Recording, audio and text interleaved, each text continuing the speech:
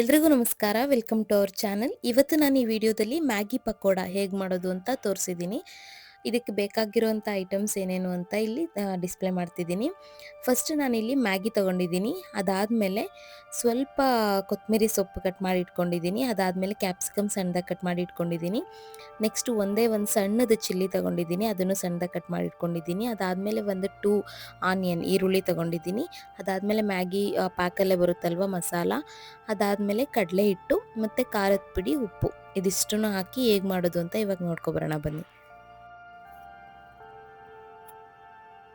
First ನಾವಿಲ್ಲಿ ಮ್ಯಾಗಿನ ನೀರು ಹಾಕಿ ಬೇಯಿಸ್ಕೋಬೇಕಾಗುತ್ತೆ. ತುಂಬ ಮೆತ್ತಗಾಗೋ ಥರ ಬೇಯಿಸೋ ಅವಶ್ಯಕತೆ ಇಲ್ಲ, ಸ್ವಲ್ಪ ಗಟ್ಟಿ ಇದ್ದಾಗೇನೆ ತೆಗೆದ್ರೆ ಸಾಕು. ನಾವು ಜಾಸ್ತಿ ನೀರಾಕಿ ಬೇಯಿಸ್ಕೊಳ್ಳೋದ್ರಿಂದ ಆ ಕನ್ಸಿಸ್ಟೆನ್ಸಿಲಿ ಬರುತ್ತೆ ಅದು. ನೀವಿಲ್ಲಿ ನೋಡ್ತಿರ್ಬೋದು, ಈ ಥರ ಇದಿಷ್ಟು ಬೆಂದರೆ ಸಾಕು.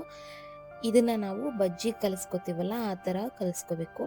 ಅದಕ್ಕೆ ನಾನೊಂದು ಬೌಲಿಗೆ ಇದನ್ನು ಟ್ರಾನ್ಸ್ಫರ್ ಮಾಡಿ, ಅದಕ್ಕೆ ನಾವೇನೇನು ಕಟ್ ಮಾಡಿ ಇಟ್ಕೊಂಡಿದ್ದೋ ಅಲ್ವಾ, ಈರುಳ್ಳಿ, ಕ್ಯಾಪ್ಸಿಕಮ್ಮು, ಸಾಂಬಾರು ಸೊಪ್ಪು, ಕೊತ್ತಂಬರಿ ಸೊಪ್ಪು, ಚಿಲ್ಲಿ, ಉಪ್ಪು, ಖಾರದ ಪುಡಿ ಮತ್ತು ಕನ್ಸಿಸ್ಟೆನ್ಸಿ ನೋಡಿಕೊಂಡು ಕಡಲೆ ಹಿಟ್ಟನ್ನ ಹಾಕಿ ಚೆನ್ನಾಗಿ ಕಲಿಸ್ಬೇಕು. ಕಲಿಸ್ಬೇಕಿದ್ರೆ ಆ ಮ್ಯಾಗಿದ್ದು ಶೇಪ್ ಏನಿದೆ ಅದು ಹಾಳಾಗಬಾರ್ದು. ಎಲ್ಲನೂ ಬೈಂಡಿಂಗ್ ಆಗೋ ಥರ ಕಲಿಸಿದ್ರೆ ಸಾಕು.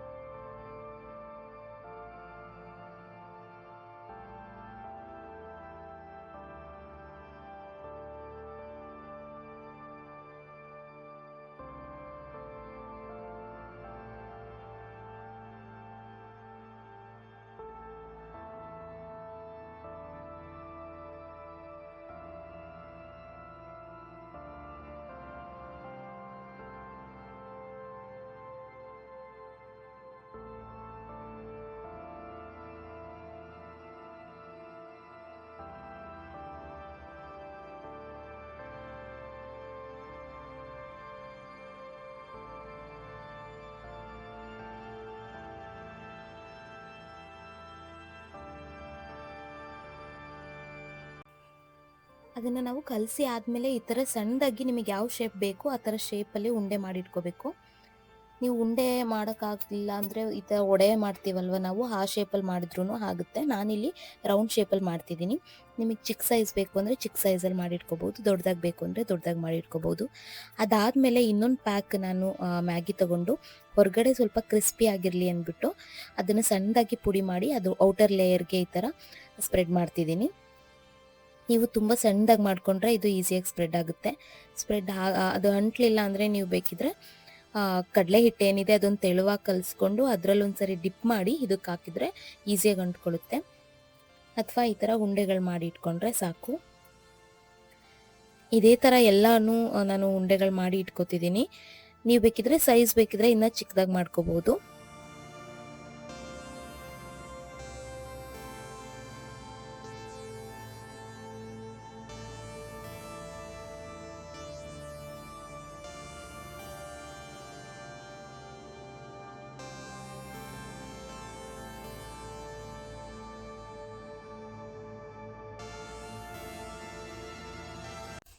ಅದಾದಮೇಲೆ ನೀವು ಕಾದಿರೋ ಎಣ್ಣೆಯಲ್ಲಿ ಆ ಉಂಡೆಗಳನ್ನ ಬಿಡಿ, ಅದು ಸ್ವಲ್ಪ ಕ್ರಿಸ್ಪಿ ಆಗೋ ಥರ ಬೇಯಿಸಿದ್ರೆ ಮ್ಯಾಗಿ ಪಕೋಡ ರೆಡಿಯಾಗಿರುತ್ತೆ.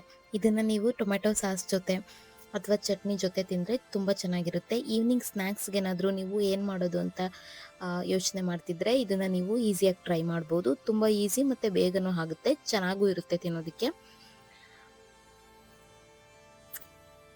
ಈ ರೆಸಿಪಿ ನಿಮ್ಗೆ ಇಷ್ಟ ಆಯಿತು ಅಂತ ಭಾವಿಸ್ತೀನಿ. ಈ ರೆಸಿಪಿ ನಿಮಗೆ ಇಷ್ಟ ಆಗಿತ್ತು ಅಂದರೆ ಇದೇ ಥರದ ರೆಸಿಪಿಗಾಗಿ ನಮ್ಮ ಚಾನಲ್ಗೆ ಸಬ್ಸ್ಕ್ರೈಬ್ ಆಗಿ ಬೆಲ್ ಐಕಾನ್ನ ಕ್ಲಿಕ್ ಮಾಡಿ ಮತ್ತು ನಿಮ್ಮ ಅಭಿಪ್ರಾಯನ ಕಮೆಂಟ್ ಮೂಲಕ ತಿಳಿಸಿ.